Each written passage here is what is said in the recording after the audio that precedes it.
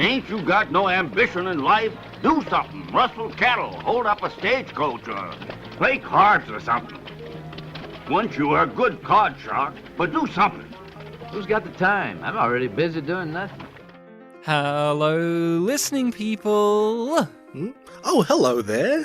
Oh, hello there, Bartek. How are you going, my good dear friend? Who said... Ryan, you're here. I am here. I'm doing well. How are you? Oh, I am actually on the edge of my seat. No, I'm not literally, but I am now. I'm on the edge of my seat. That's edge enough. I'm edging enough. I was actually a bit worried about doing the podcast. I had a few technical issues during the week with my computer. I had to get my computer repair guy here. I was having issues with my audio input on my computer. I was like, oh God, I can't do the podcast without being able to hear audio. But then it all got fixed. I was worried that he might have to take the computer because we record this on the weekend. He came on Friday and I was like, oh, if he has to take this in. He's like, I want this computer. That's not how he sounds, but, good idea. And I was worried that we were not going to be able to record our podcast this weekend, but we did it. We're here talking to you and each other about a movie that came recommended, because that's what we do here on Pictures Powwow, the original PP. We talk about a movie that has come recommended. You recommended a movie last episode. The listening people recommended one before, and I recommended one before that. And we have a cycle where we go you, then me, then them. Them being you, the listening people. And it's my turn for a movie. I picked a movie today. I did. And I picked They Call Me Trinity. Or in some places, it's called My Name is Trinity, which I'll get into the My Name saga when it comes to these films. Because I have a little bit of a backstory with these particular movies. So if you've not seen They Call Me Trinity, recommend that you give it a watch, because we'll talk about it, spoilers and all. It's on YouTube currently, and may I say, a fantastic looking version of the film. It looks good. Very nice. Yeah. But if you have other means to get it, do so. It is from the 70s, so it's been around for ages. It's a cultural touchstone for a lot of people. So give it a watch and come back to hear us talk about it. So I recommended this because I had noticed we've been on a bit of a roll. I joked at the end of last episode, like, oh, I want to do a cowboy movie because we just did a kung fu movie, and you were like, oh yeah, and then we did Harley Davidson, Marlboro Man, and that had a cowboy. And I kind of didn't put it together, but we've been on a roll of tight-lipped, silent protagonists who kind of kick ass. Where in Harley Davidson, Marlboro Man, Harley Davidson and Marlboro Man talked, but not too much. Like, for those action movie guys, they weren't quipping a lot. And before that, we had Mad Max. Yeah, that's true. And then we had Enter the Dragon, where it's like other people talk, but Bruce didn't need to talk all that much. And so I was in the mood, inherently, because of this, to want to visit a Western. And we're fans of Westerns. We've done them on the pod. We've done differing types. We've done our Czechoslovakian. We've done our comedy ones. And now I wanted to do a spaghetti Western. And when I think of spaghetti Westerns, a few leap to mind, the iconic ones, of course. But it is this film, They Call Me Trinity, that just rings out so loudly for me when it comes to Italian Westerns, because they have a certain characteristic to them, a certain flavor and even color to them in the filmmaking that just screams Italian. And I have been meaning to do this on the pod for a while. My history with this is I've seen the film. I've grown up with the film. It is a staple in my household. I used to see it on TV all the time. I had it on DVD. And it is just one of those where it brings a smile to my face when I think of it. And it is a film with an iconic musical score to it, especially the theme song is very well known. If you are into Westerns, you know the Trinity theme, it will come up. It isn't as big as The Good, the Bad, and the Ugly or Sergio Leone's film scores, but if you know your Westerns, you know this song. And that's why when Django Unchained came out, I was waiting for Tarantino to use the Trinity theme, because he was using every iconic music thing from Westerns. And I was like, where's Trinity? He left it to the end. What about you? Tell us your relationship with this and/or spaghetti westerns.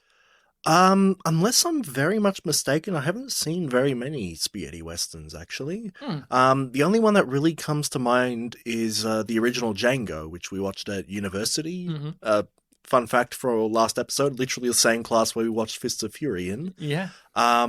And I remember really, really enjoying Django in that lecture that we had. It was really fun. So I was always keen to check out something else. And, 10 years is enough to wait for your second spaghetti western, I suppose. Have you never watched a Clint Eastwood one, like Have I watched a Clint Eastwood western? Fistful of Dollars or Good, Bad, the Ugly? I don't think I have. Wow, we got to fix that one day. Yeah, They're do. Great. So yeah, was keen to check this out when you recommended it. Hey, obviously you haven't seen it before. And I don't know that I've ever heard its version. Well, no, I've seen Django Unchained, so I've definitely heard it before, but I didn't really remember how the original version of this song goes because there's a cover of this song that I like that a Malaysian girl did. It's like, oh, this is interesting. I like this. Do you want to clarify that or leave it vague?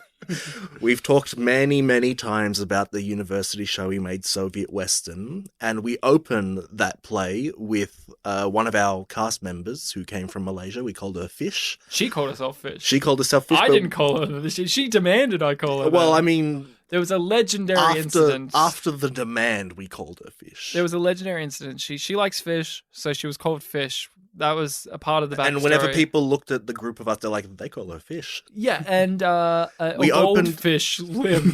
And I remember one time I was talking to somebody and I said, in real life, I do not like the fish, the food. Yeah. I was talking about this. And she just took me aside and just said in a thick accent, and she's this little woman, and she's just looking up at me, and she just yelled out, "Why? Why don't you like fish?" which is funny because she's talking about herself in the third person in that moment, which I think about a lot. Like, I don't think I could be bold enough to be like, "Why? Why don't you like Ryan?" pointing at myself. But she was bold enough to do that. But yes, we did Soviet Western. Yes. This was the theme that opened up our show. We had Fish not only sing it, but do the whistling. Because she said to me, we sat down and we said, okay, what are talents we have that we could maybe incorporate in the show? We knew that Fish could sing, but she said, I'm really good at whistling. And I just clicked my fingers. I go, I know the song. Because again, if you know Westerns and you know music in them, bada bing, bada boom, what song has a great whistling to it? It's got to be the Trinity theme. There you go. It was just locked. It was so locked in. I was like, oh, you could whistle? You're going to do the Trinity so I've heard the recording of her singing it 1,000,000 times before. You saw her sing it live? Yeah, I did. It's true. Many times. Many times. So is that all you knew of Trinity? Was the theme? I think so. The theme about how he's the best. He's got the gun, the Colt 45, and he's going to take him down. So, and that you might think he's a sleepy type guy. Yeah, which is true. Which, to be honest, the way the film opened, I thought he was a sleepy type guy. The song warned you not to think that. So walk us through your journey with this, because as you said, you haven't encountered much spaghetti western. Django, and again, you could talk about this, I think is far more of a serious movie than this one is. So your experience of a spaghetti western thus far has been a lot more, let's say, gritty. Django is definitely more on the, badass scale. Like, I remember walking out of that film being like, God damn, that was a really badass film. It's kind of funny too. Yeah. Like, he's carrying around a coffin for like most of the movie. Well, like, that's one of the things I was going to bring up. Like, as far as I'm aware, 2 spaghetti westerns I've seen open with someone pulling a thing. Only in this one, because the main character's a sleepy type of guy. His horse is the one pulling the thing, and he's riding on that thing. Yeah. Being sleepy. So, walk us through. You had some little things built up for you. You've seen a spaghetti western with a certain kind of tone to it. Mm-hmm. You knew the song, which laid out kind of who the main character was going to be. You've heard the song so many times and the song, even when Fish sang it, it is a song that builds up where we have a badass as a main character. Yeah, one that you might underestimate, but will really get you when you underestimate him. Yeah, and you put him down with his Colt 45. Yeah. Yep, and the film very much opens with these kind of, mysterious stranger kind of tropes. The guy comes into a bar or a saloon rather, whatever. Mhm. Um, the attention is drawn on him because who is this guy? He orders food and eats way, way more than you would expect him to. And one of the guys is like, all right, I need to really question this guy. And he he's like, They're looking through their papers. yeah, he's like, wanting he's people. doing his like cowboy detective work of like, no one who looks like you would be, law abiding. So he's like flipping through all the wanted posters and just discovers, no, you really are just a hungry person. And then, of course, you have the thing where, like, he leaves the place and, he shows off his shooting skills. His name's Trinity, the right hand of the devil. Right hand of the devil. Mm-hmm. So you're badass. Mm-hmm. He's got the fastest hand, and he's just. And who are the other two in the Trinity? Well, yeah, we get to figure out at least one other. Mm. The sequel actually gives you an answer to the other one. Oh, good. It's actually kind of answered in the movie in this one, but in the sequel you get a proper answer. I think I read the trivia that's like the devil was the mum or something. Yes. Yeah. You get to meet the mum and dad in the sequel. And it's fucking excellent. awesome. I'll tell you the sequel in a little while, but So the film went on. It's doing the Western thing. A stranger comes to this place. He's got an air of mystery and aura to him. He comes along, and oh my god, bad guys are in the town, threatening the town. But our hero is going to nonchalantly enter the conflict and put things right. That's the film in a very loose sense. It very much feels like we're following this guy Trinity, and we don't get any like inner monologue with this guy or anything like that. We're just watching what's he gonna do next. Is this where he's going next? Okay. He promised he won't start trouble. Where's he going? Oh, he's going to trouble. What did you think about in terms of you walk in and then what do you think walking out when it comes to how it presented, like how it was executed? Because I think for many people this is a crowd-pleasing movie. You read trivia about it. This was one of the highest-grossing films in Italian cinema history, as was its sequel, because it's such a crowd-pleaser. It's such a fun movie. It's parodying, satirizing the Italian westerns and spaghetti westerns. So I want to hear from you about like how you felt about that, and did that kind of work for you or put you off when you were coming in thinking you're going to watch a western? Because I think, at least for myself, when you hear that you're going to watch a western, especially a spaghetti one, you're expecting a little bit more of a hard edge to it. But this one is very silly. Yeah, in a specific silly way. Like, it's very specific in how it's silly. Yeah, in all honesty, like when you mentioned, we're doing They Call Me Trinity, I'm like, that's like a Western classic. And when you mentioned that it was a spaghetti Western, I'm like, oh, okay, so it's an Italian film. That would be interesting. And yeah, because I've only seen Django, which is very, very gritty and violent and over the top, I was expecting, at the very least, some over the topness, some very crazy things.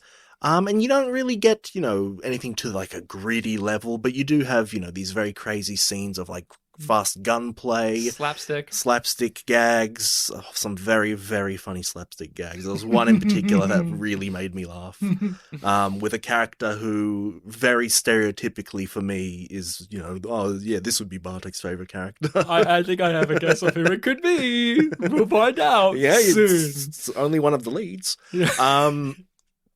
Yeah, it was just a very entertaining film. Like when I started it, I saw like, it's 13 minutes shy of 2 hours. I'm like, this is going to be long. It's probably going to be very plot heavy. But it really went by pretty quickly. Yeah. And it wasn't really all that plot heavy. We kind of get introduced to all the elements very early on in the film. And then we just have, fun scenes play out with all of them, building up to a climax. So you didn't mind that it was more comedically bent and having fun rather than being your gritty spaghetti western? Yeah, I was fine with it. I thought it would be up your alley. I mean, this is a movie where it's our type of film. Hence, when we did Soviet Western, I handed out all of these different movies of different varying types of Western: serious, silly, spaghetti, American, on and on it goes. Yeah, and I got Paleface. You got Paleface, and Fish got They Call Me Trinity, and Will got My Name Is Nobody, which is the lead actor of this movie, Terrence Hill. He plays a similar type of character, different to Trinity, but it's directed by Sergio Leone, so you have a far more serious Western in comparison to this, and the good, bad, the ugly I gave somebody else, and so on and so forth.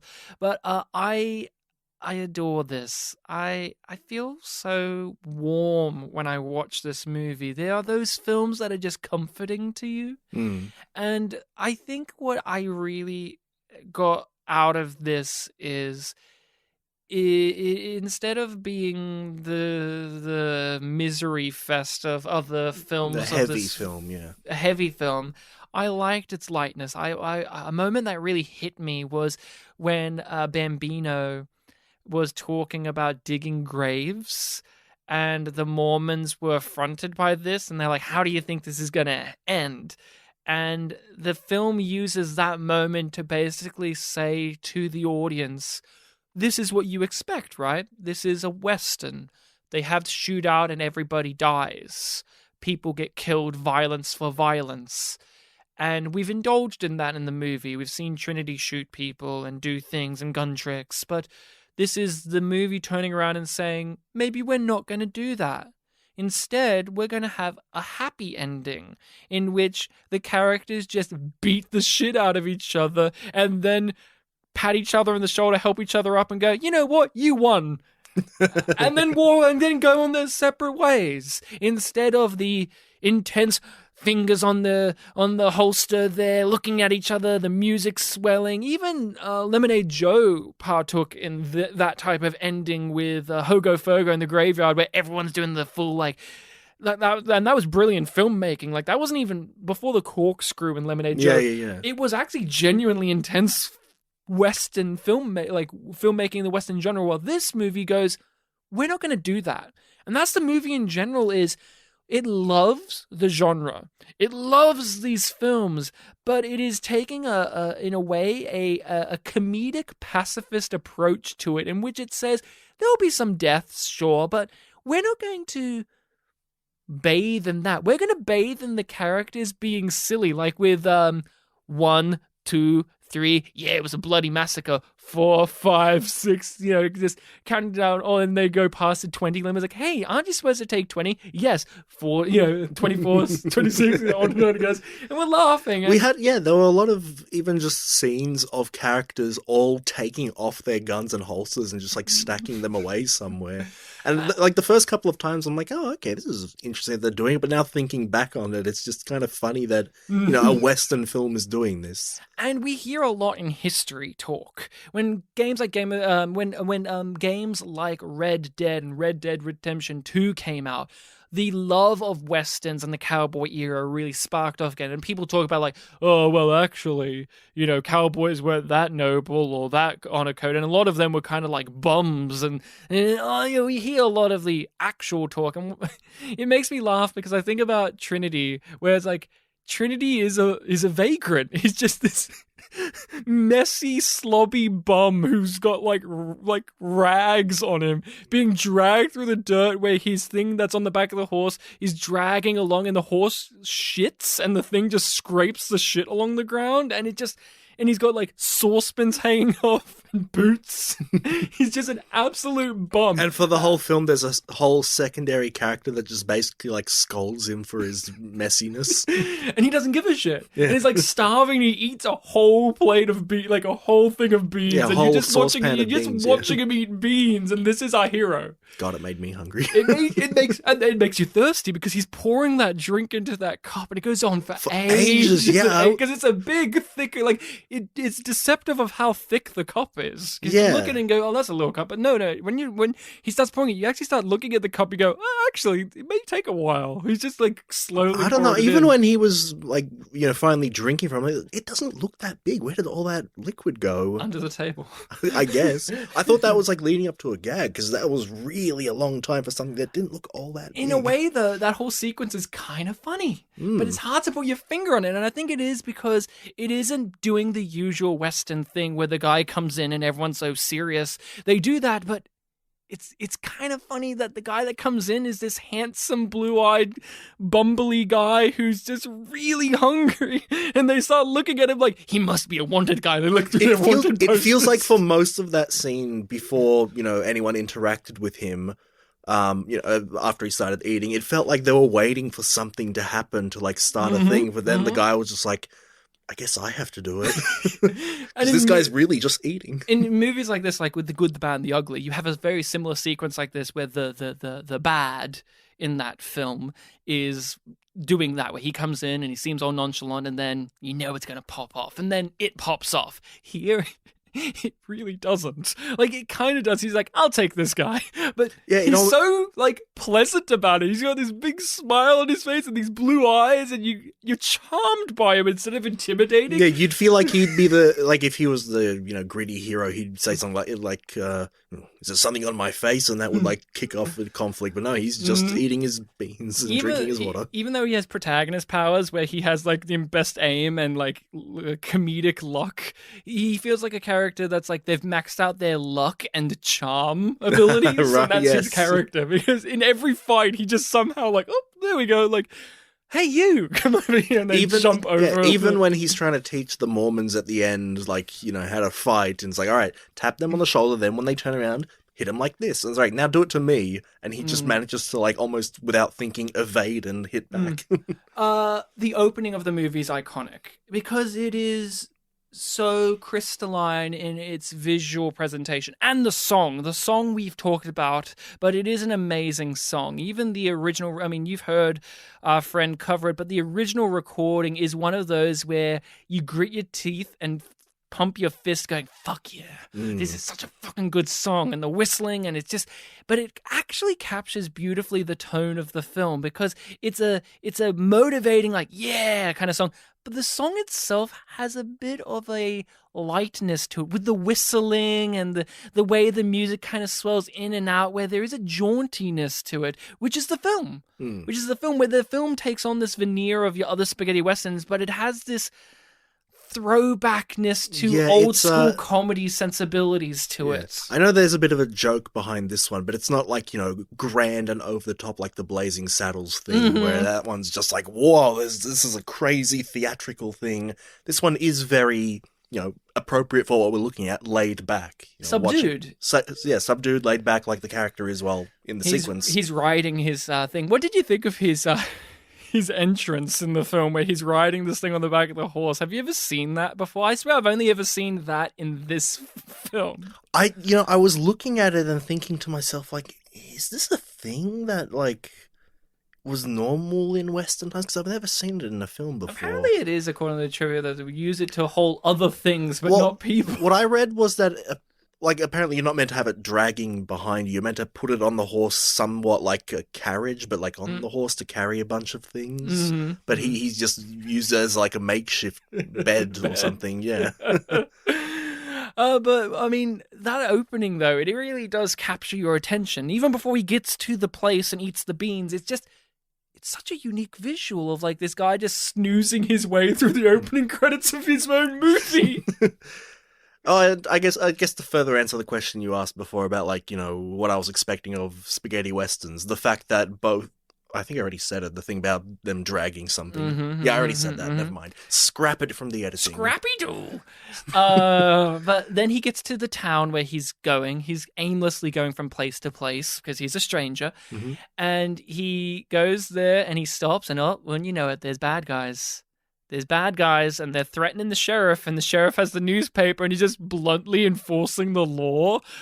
We watched obviously, it's a spaghetti western. They shot a lot of these. It doesn't actually specify this in the trivia, but a lot of spaghetti westerns, not all, but a lot of them would not shoot sound and would then dub it over afterwards because it was cheaper and more efficient. Many films do that. Many cultures still do that to this day. We just did Enter the Dragon. Which is what yeah, great point. I don't know if they did that here, but there is lots of this that's obviously dubbed, and the two actors are Italian, so they're dubbed over in English. So we watched this English version, which is beloved dubbing wise. Many people praise the guys who do the dub of these characters, and I agree. Maybe it's me being biased, but like I agree. But there are some American actors, like the guy who plays the Major. He's an American actor, or possibly British. He was in Hitchcock movies.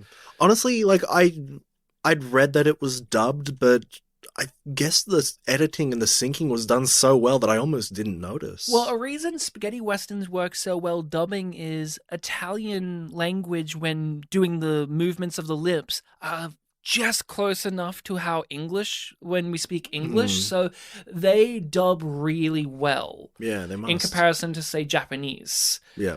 Where they the sentence structure's the sentence structure's different, and the speed in which they talk and how we need to talk. There's a whole art to dubbing, but they get great dub people here. But before you even see Bambino's face, the voice coming out of it is really good, because he's just mumbling his way through just the lore. Like, he's just reciting it like a guy who knows it but doesn't give a shit. And that's kind of funny when we know what his character is, where we know actually he's a guy who knows it because he's been incarcerated and he's pretending to be the sheriff of this town. Is Bambino the favorite for you? He is. He's the guy, here's the thing. He's the guy that I looked at and go, this is a character Bartek would love. You would definitely play Bambino if we had our Trinity movie. But in real life, you're far more of a Trinity. You're far more I of guess like that's true, yeah. Energy and kind of snarkiness and quippiness. Well, I'm the Bambino out of the two of us. But if we were acting this, we would be the other way around. You would be, not just because of you look like him, but also just like you like that type of character. So walk us through like the plot and what you liked about the Bambino character. Bambino is a big guy. That's a plus. Big guy, very good. Big beard. Big beard. Not too big a beard, but very nice and thick. Yeah. Small but thick. Body too thick. He's very blunt, impatient. You've got these running jokes of like people in town greeting him, and he goes, "Shut up." The big laugh I had in the film was a bit later on when it was when he interacted with the Mexican gang for the first time, and they were, the leader slaps him. He just was like, "Did you really just do that?" Slaps him back. And that was good, but then he got the underling to slap him. He did this really gentle slap, and then he just slaps the leader again. That payoff there was my big laugh of the film. When it comes to physical comedy laugh, for me, if we're going to go there, was Trinity was seeing like a horde of people in a circle fighting someone underneath. We couldn't even see who was under the swarm of people. Like, they were all just stomping. Oh, yeah. And Trinity looks at Bambino and gives him like the nod of like, "Hey, go over here." But Bambino's just holding this guy by the back of his shirt, and the actor's like physically holding him. There's no wires or anything. He's just like holding this man up like it's a suitcase, and he just looks over and goes, shrugs, and just drops the guy like a bag of rocks. And I laughed at that so much because it's real. The guy's fucking grabbing this guy and throwing him, and that's a lot of the humor for me of the slapstick is they really time it and choreograph it well. Like the slaps look amazing, especially when Bambino does the slaps. He has like a really I don't know how to describe it, but when you see it, it's just like a really open palm, good fat slap. Yeah, it almost looks like he'd be using like a sort of, maybe like a slapstick or a tool to, hit someone. He's really great. But a lot of the physical comedy for me comes from the fact that the guys are just really doing like when he lifts a person, you can see he's just actually fucking lifting a person. Yeah. And even when they had that bit where they taught that one Mormon the trick of how to flip somebody, and he kept having to, and he was practicing it, and like he was actually doing it, but the guy he kept flipping kept landing on their feet, so he kept doing it again and again until the guy kicked him over and he went fully stiff, like as if he was in a Bruce Lee movie where they touched water. He went fully stiff and fell over. Even right after, your big laugh where he's like holding up the guy, like the dive he does over that whole crowd of people, it's like, whoa. And then he does the thing that we love so much. We knew it was coming. Where he just through sheer force throws everybody off, even the Mormons. It's just and so it takes funny. a while. I'm like waiting for, like, oh, did he get beaten? Where is he? Yeah, they build you up. It was like half a minute before we see him do it. But the pitch is, Trinity sees that his brother is the sheriff of this little town, and he finds it so amusing. I love when he decides, I'm going to ride through this conflict, and the bad guys stop doing the bad guy thing because they feel the need to be polite to let him ride through because he has no stake in the game, but they do ask him to take his holster off, and I do like he does the thing where he's like, and the bad guys are like waiting, but then he actually just takes his holster off and throws it on the ground, lays next to the Mexican guy that's drunk, and just smiles and looks at this conflict play out. It's just such a prick. Yeah. And with Bambino, there is this whole thing of like he's always really grumpy and he's impatient about his brother Trinity, doesn't want to, work with him. Doesn't like his ideas, let me do the thinking. I don't want to hear you do the thinking. But then when when push comes to shove and, they're in an action scene like what we were just talking about there, it is funny seeing him being engaged in that kind of thing because he's not enjoying it deep down, and also, afterwards he's probably going to be grumpy again. The beauty of the Trinity films is they begrudgingly seem to be going through the motions of doing the bad guy thing, but deep down they're good people. That's what I like, is deep down both Bambino and Trinity have hearts of gold. We can joke about that trope of like, the bad guy with a heart of gold, but it is a part of the appeal of these two films of they are going through the motions of like, I'm horse rustling, I'm pretending to be sheriff and all of that. But deep down that Bambino liked being the sheriff of this town, and he liked looking after the Mormons, and he liked doing these things. And, the horses got branded, he can't use them. He's kind of annoyed about it, but at the same time, not that annoyed about it. And Trinity's the same, where it's like, he just wants to do nothing, but he just can't stand by and let these bad guys just do these things. It's not right. But then he doesn't want to stay and be a Mormon either. So that's a huge appeal. Like the pitch of the second one, if I could just briefly say it, is the father is dying, and it's like Oscar with Sylvester Stallone. They go to meet their father who's dying, and his dying wish to them is to become better bandits. That's his wish. He goes, Bambino, please teach your younger brother Trinity how to be a better criminal. It's the opposite of Oscar, where he's like, please stop being a criminal. His wish is be bigger, nastier, better criminals. Because they're the Trinity family. They're the devils. Yeah. And through circumstances, they help a bunch of Catholic monks, and they just can't help but be good guys. Okay, so and then the joke is the dad isn't actually dying. He pretended to do it because he just really wanted to kick his sons up the arse of being better criminals, and then he's really disappointed that they're actually good boys. Does every film deal with a different sect of Christianity? Well, there's only technically 3 films. So there's 100%. technically 4 films. There's an Okay. unofficial film where it's about their sons, but no one really talks about that. And then there's another film where they're not the Trinity characters licensing, but they're basically the Trinity characters, and that's their last film together. It was in the 90s. So these guys worked from the 70s, 80s to 90s. But the first 2 Trinities, this one and the second one, which is I'm Still Trinity or something? Trinity Is Still My Name, Yeah. or something. The names are very amusing. They still call me Trinity is what I want to call it, but I think it's like Trinity Is Still My Name. I think that was it. But to keep with They Call Me Trinity, I really like the secondary characters as well. I like the guy that works in the sheriff's office. Jonathan. Jonathan. I thought he would be one of your favorites because he has that. He comes across like he's going to be that old man character, but then he's like weirdly prim and proper. He's really like needing to keep things tidy, but the thing is, doesn't he know the Trinity brothers are bums? Like, both of them are bums in their own way. Like Trinity himself is like, he's covered in dirt, like dust. Like when people touch him, you see dust just fly off, like dirt just fly off of him. It's just so hilarious.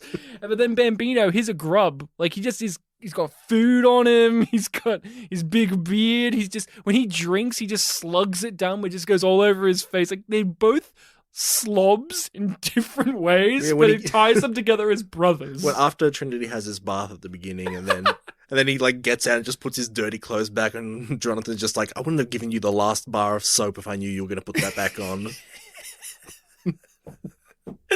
So what did you think about the general storyline though of the brother pretending to be the sheriff, and then all the Mormons are trying to build their settlement, but the nasty old major won't leave them alone? The whole thing with Bambino being the sheriff, again, that's another very funny thing, because he is so serious and seems to be like, I'm on top of things, but he's in that situation because of a blunder that he did. Which leads to some fun gags where his underlings also went through the blunder on the exact same person that he injured. And that person's riding around asking people where you need to find them. That was a fun moment. But you were saying? Yeah, main plot, there were a lot of fun gags with I don't even know if they're gags. It's just like them being so sincerely portrayed kind of was the funny thing, like where they're always greeting awful people kindly. Yeah, especially with the Mexican gang. The Mexican gang. Where he slaps them. Yeah, and even the Mexican gang leader guy, Mezcat? Yeah, something along that line. Yeah, he's very much, a jokey type character.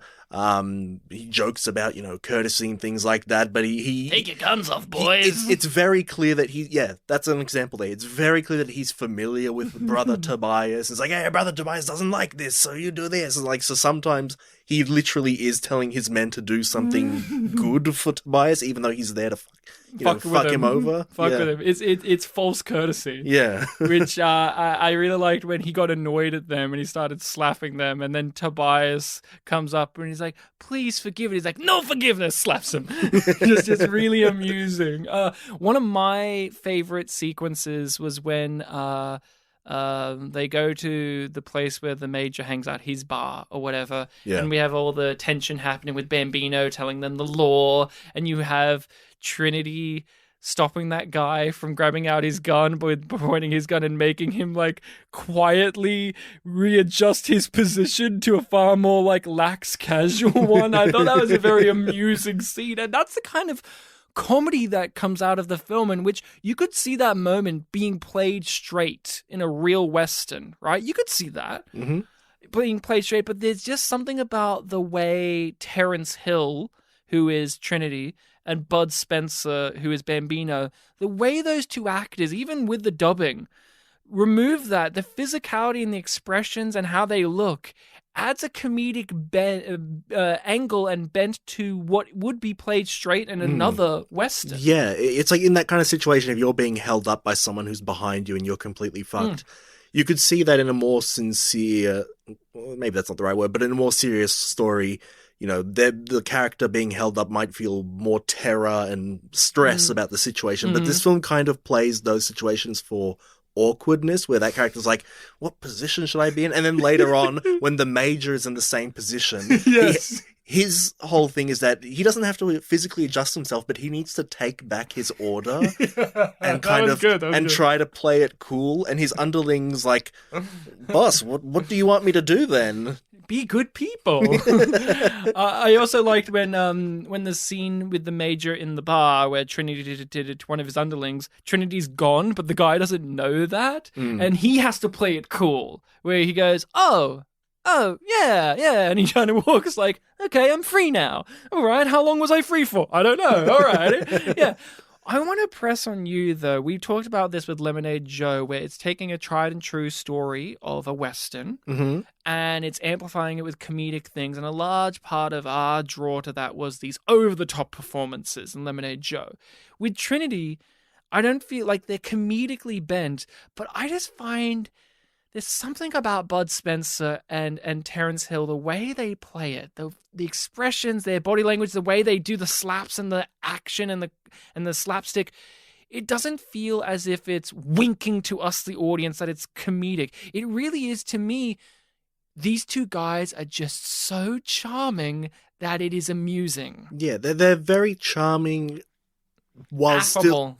still like playing to, the conventions of, the silly, skinny, lanky guy and the serious, fatter, Big straight boy. man kind of character. I know that usually the body types, you can switch them around, but yeah. But this is the one they were going for. It's like, it's very clear that they're doing, silly man, straight man there, but it doesn't feel like they're being conventional to a sterile degree. It very much feels like it's very natural. They're not playing it up too much, and when they do, it really is, oh, that's nice. Like when Trinity when Trinity's invited into the creek, what is it? They called it a creek. It was a creek. I was gonna say lake. The creek by the girls, and he just rides his horse in, and you go, oh, that's kind of. You just kind of chuckle and go, oh, Trinity. I was actually thinking to myself, like, oh, is he just going to leave the horse there? So when he took it in the water, I'm like, oh, cool. And then his reasoning for, well, the horse can swim, I can't. And then they tell him how much, and then he does at this point, this is one movie, and when he does the things he does, you smile and go, that's Trinity. The guy who's a mysterious man who's come to town for what reason? Because he's lazy. Like, he even has, like, I'm too busy doing nothing. I guess that's another thing. Like, I was just going to say, just finish the point. Sure. Where he gets on the horse, stands on the horse, and the girl's like, whoa, what are you doing? And then does a flip off the horse. And you smile at that and go, that's Trinity. And yet... Oh, no, he just falls back. Yeah, he falls back. And then he goes in the water and he squats underneath the water and springs up. And he does all this and you're laughing, going... That's the character. Yeah, I thought it was not too over the top. It's not too like Lemonade Joe. We love it because it's so overarched. Like Hogo Fogo and Lemonade Joe is so fun because we know the type of character he's playing, but he's amping it up to 11. And that Same with Lemonade Joe, where Lemonade Joe is protagonist man like Trinity, but he plays it up to 11. He's stupid, where it's hilarious. But Trinity, he's the protagonist of a movie, but it's just funny because he's so nonchalant. Like, he's just like, I just want some beans. And he's just smiling at everything. Yeah, and with Lemonade Joe, there's elements of magical realism, and there are active points where, the heroes do stupid things. Like when Lemonade Joe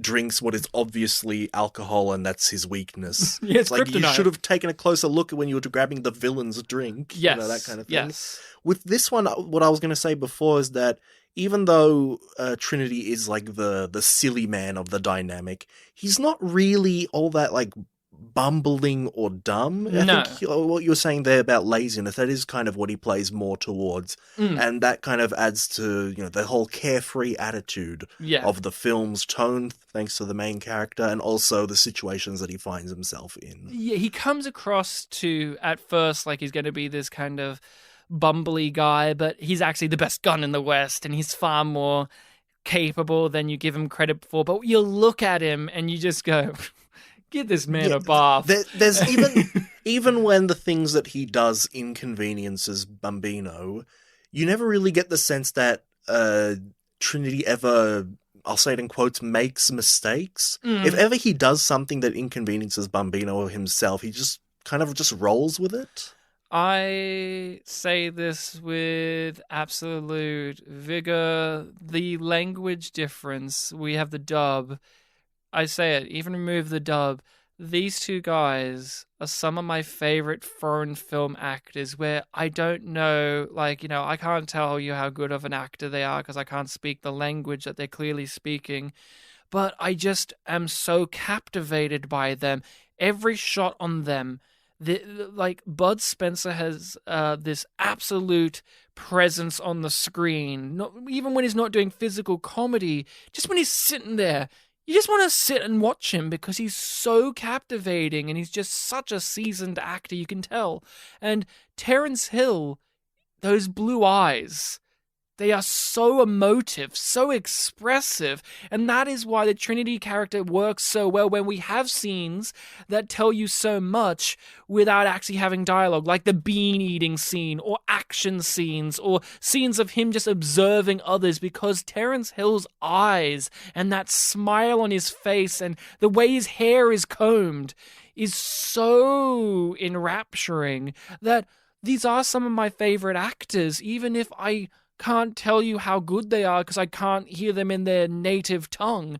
Because sometimes there's that thing, right, when you go, oh, this guy's a great actor, but there's a little part of you goes, yeah, but I'm not speaking the language. I'm just having to go off of their physicality and their body language and what I can from social cues and behavioral cues take away as a charisma on the screen. Like when we talk about Bollywood movies, we don't always examine too much of like, how do we know, other than these people are movie stars, that these are good actors when we don't speak the language and they are in a form of cinema that isn't as accustomed to, say, myself. Yet I could tell you that this Bollywood actor and this Bollywood actor are good actors or entertaining ones. And that's what I get with these movies is I don't give a shit about like not being able to hear them in the native tongue, or even if the dub's good. I could just watch this on silent and tell you that Trinity is a fun character.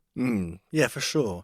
I know that with a lot of dubbed things, or rather with a lot of foreign things that are in languages that you, the viewer, don't speak, that is a part of the appeal there, where because you are not familiar with the language, or you're not familiar with, specific speaking conventions, like you don't have to necessarily assess, like, how is the, language use in the film. You can kind of just, dismiss it as this is a language I don't speak, and so you can enjoy the other things in it. Yeah, a suspension of disbelief. And that's why, sometimes when you do experience something in both its original language that you don't know and then a language you do know, like an English dub, you do get this real clash of like, ooh, the English one doesn't work for me as much. Mm-hmm. But yeah, for this film, I've only seen it with the English dub. I don't know how available the original is.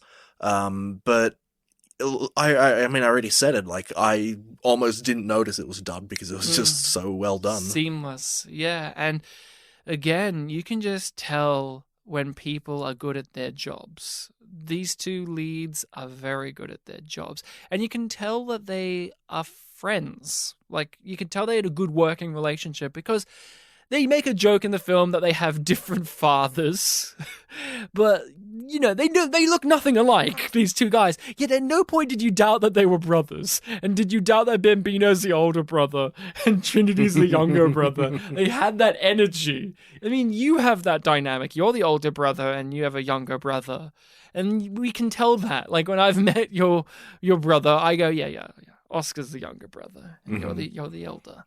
Some people who don't know us but have seen us together, like, are you guys twins? I'm like, yes. No, 6 years apart. Yeah, 6 years apart, but mentality-wise, you're the older one, and he's the younger one. Not even just look, but yeah. Any other moments that stood out to you in this? Any scenes or gags or character beats? We've talked about quite a lot of good ones. What about the cashier scene? Where Trinity grabs the guy and he hits his head on the cash register and it says, "Thank you." And his fight tactic is saying in a very smiley way, "Hey, come here." And then they jump at him and he just dodges them. And then he fights them because they've missed him and he was on the ground. He was, and by extension us, having a lot of fun in that scene. There was just so many gags. There were so many times where I'm like, okay, those guys are done after that, but they would just keep getting up for more, and it was just a thing of, well, yeah, they need to keep getting up for more because there's more gags to do, and thank you for doing it, even though there was a bit of a dissonance there of like, they're still going. They're still fighting. I like that the ending is just people slapping the shit out of each other. They just go away with guns and they just beat each other up. They're just like slaps and punches. And what about... The other favorite moment in this for me was when they were teaching the Mormons all their different tricks, and you get the setup of that one guy goes, And if you ain't good with your arms, how about use your feet? I use mine all the time. He starts demonstrating how he kicks all the time. And then in amongst all of the big fights in the end sequence, we see just him kicking people. He's just kicking people. He's with his hands in his pockets. He's just kicking them. And it's like, hey, he did the thing that he said he would do. Good for you, there was buddy. there was a lot of fun in those scenes because these are the really polite people in the film who are just so kind to everyone, very Mormon. And then they find a justification in their religion to kick ass. I like that. That too, yes. That was funny. But I just mean like how in stride they were taking all the things. It was like, oh, thank you, brother. And, just getting up for more. There was that one that ran away. Know we're brothers? There was that one that ran away at one point because he knew he was going to get beaten up next. But it's just a real kind of sick sense of fun to just seeing these polite people now actually getting the shit beaten out of them. Yes. Oh man, it was just. They embraced it. They built up the fights throughout the movie to then give us what we want, which is just a full brawl, and not a barroom brawl, like just in a paddock, in a field where people are building their houses and they're just beating each other up. I mentioned it earlier, but a favorite comedic scene of mine was when. Oh no! I actually like the whole sequence of these events where the Mexican bandits refuse to take the horses. They want to steal them. It's like this weird system that, like, no, we need to steal them. Let us steal them. To earn it, through hard work would be humiliating for us. Yeah, which this weird sense of honor and code. And then when Trinity and Bambino and the gang assume their places. Don't worry, I'll send my best man. They will not see him. He can go underneath your sombrero and you wouldn't even notice. And then they immediately notice him because he has this big fucking hat on. And they're like, and I just love that everything about the Mexicans in that part of the movie where they are hired and they're going to do the thing and then they get caught out by our gang and they see him on the hilltop and they do the whole back and forth of like, hey, Bambino, do you think there's somebody underneath that sombrero on the hill over there? And then the other guy's like, oh, what's going on? Well, do you think there's somebody who's like, oh, yeah, I'll go sort that out. And they all keep going on and on and on. And then when they steal the horses themselves and they have that great sequence where it's just like counting the horses and just being like in the over-the-top cartoony Mexican accent that Trinity's putting on and being like, oh, yes, women and children dead. Oh, no, very bad. It's 4, 5, 6, 7. It just keeps counting. There was That was a very amusing sequence. I like that a lot. There was an amusing sequence for me that was kind of added in by a meta element of what I was doing. Mm-hmm. So as a consequence of that shop scene where, he was beating up the the two guys, the Major hires these two guys. Yes, that was good. Yeah, he hires these two guys to come and deal with Trinity. And the characters had been introduced and Trinity was just about to head over to the shop where they were. I had to pause the film for a little while and go do something else for a little while. But I made a point of after pausing to be like, okay, I need to remember that those two important guys had just been introduced because I don't want to come back to the film and have forgotten about them. They're professionals. So I was like very actively trying to remind myself, like, don't forget those two guys. They're very professional.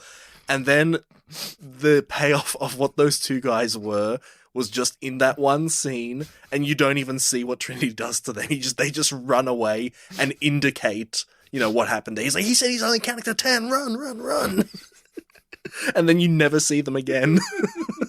This is a very funny movie. Yeah. And then it all ends with a beautiful little brother being a dick to the elder, where the sheriff, the one that's been shot chasing after them is the real sheriff. The real one is like, hey, do you know what's going on here? And Trinity like, yeah, do they have these faces? Yeah, they tried to rob me. They even tried to take my boots. And he points them in the direction where they actually went. Yeah. And he just smiles, being like, that will cause some trouble, and just goes off, and just that's all you need. And song plays, and that's the movie. They do the right thing, but they go back to what they were. Bambino, no longer a sheriff, he goes back with his gang to be horse rustlers. Trinity goes on to be a guy who does nothing. He's too busy doing nothing. And I just adore this movie. Now, I wanted to raise some fun little things. So I have this on DVD. I watched this on DVD. I saw what it looked like on YouTube, so that way I could recommend it to you with a knowledge of like, hey, it looks good and the dub seems to line up like it does. And there is an occasional watermark, but it's very transparent and it's only there for a few seconds at a time. So it's really not a significant factor at all. But I have it on DVD, and the DVD plays this beautiful music, and I'm like, oh, I can't wait to hear this in the movie. I love this. Like, this is bringing back, oh, yes. In a way, this is Terence Hill's theme. That's what I call it. Like, whenever I think of the actor, I think of this music. Yeah. And it's this really nice, tranquil kind of plucking of strings. I'm like, and then it's not in the movie. And I'm like, oh, it must be in the sequel. Because the sequel actually is has a lot of visuals that I think of when it comes to these movies. Now, I've seen this one more. Mm-hmm. And I watched these two movies at the start of the pandemic, and I was like in a feel good mood, and I rated them on a Letterboxd or something just for the sake of it, and I said like the sequel is just it's more silly, but I think it's not as good as the first one. But for some reason, even though I say that, there's more about it that sticks in the brain. Like there's way more play of the fast movement of his guns and everything, but there's also some musical stings that I remember that I associate being in the first one, but it's actually, it's in the sequel. We've had this in our lifetime where you go, oh, this is in the first one, then you go, oh no, that's actually in a sequel. Oh, I didn't realize. I feel like we had a conversation like this like a week or two ago even, yeah. Yeah, and so with Mad Max, probably, right? It's like, this will be in, it's just in Mad Max 2? Oh, actually, no, it was... that's just in Mad Max 3? No, it was a misunderstanding about a Wayne's World thing. But, yeah. Because there were two very similar gags and we were thinking of different ones. And so I hear this music and I go, oh, it's in the sequel. So I look it up and I go, oh, it's not in the sequel. And then I realize this is what makes DVD ownership fun.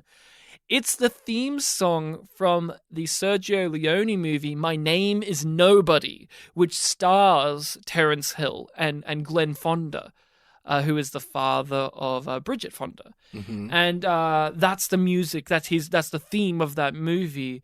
But that's a different movie made by a different people, scored by a different person.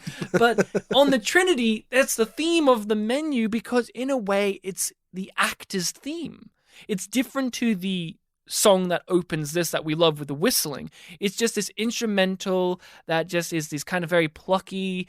It makes you think of him bobbing in water and on his horse, and it's very light and fluffy. Even though My Name is Nobody it's far more of a gritty film, but it plays into the Terence Hill type character where he's this lovable guy, but in that one he's far more of your traditional like stranger with no name, mysterious backstory, what's his deal. I actually really like My Name is Nobody. If we ever wanted to do another one of these spaghetti westerns, I would give that as a segue. Like if I wanted to do like silly one, transition point, and then serious one, that's how I'd do it. The transition point would be My Name is Nobody, where it's a Sergio Leone movie. We know who that is. He's an iconic filmmaker.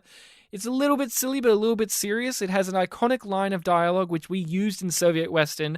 The villain says, there's only two things that go through a man's heart, the lust for gold or a bullet. That's from that. Okay. But I got really thrown because it's like, oh, I thought this was from this movie, but it's actually from this movie. But this is where you mentioned, how many Trinity movies. People lump it in because it has My Name is Nobody. So people, and even in my DVD collection, it goes, My Name is Nobody. They call me Trinity, or, My name is Trinity, all that. And then, they still call me Trinity. It's just, you lump them together because it's the same actor with this name convention where he plays a vagabond cowboy. Mm-hmm. But that is just something I wanted to flag up because for people listening who are big fans of these actors, Terence Hill is still with us. He's still acting. He has like a crime show in Italy where the poster of it on IMDb is him sitting in a nice Italian cafe on a cobblestone path, drinking coffee and just looking very happy. And I'm like, hey, there it is. Well, Bud Spencer, he only passed away a few years back. He had a very extensive career. I think he died in the year where everyone died. 2016. Yeah. But, he was in his 80s and these guys worked in a plethora of movies together. They had great solo careers. Bud Spencer had some great individual comedy films of his own and westerns, and These guys just legends of the field. If people, if you're not aware of it, you should check this film out. Check out the other Trinity movie and My Name is Nobody, and just give their films a watch. They're really entertaining.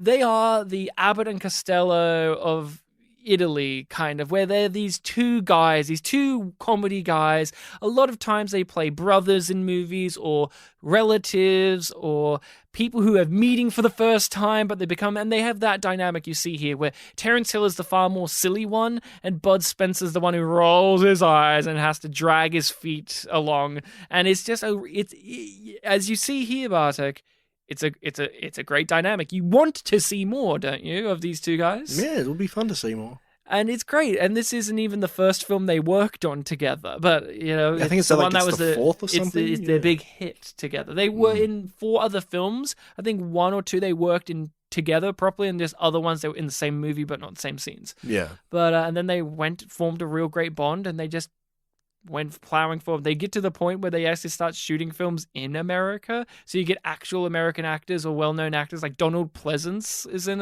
one of their movies. So yeah, that's all I have to say. This to me is just a great, if you want a movie night where you're watching Westerns, you pop this on for like a nice palate cleanser, or to start up the night with a bit of fun. It's really enjoyable. Even when I read the trivia about like why the film was called what it's called, it's like that's spoofing the genre, where it's looking at the man with no name, and it's like, well, let's give this guy a name. That's a lot less mysterious.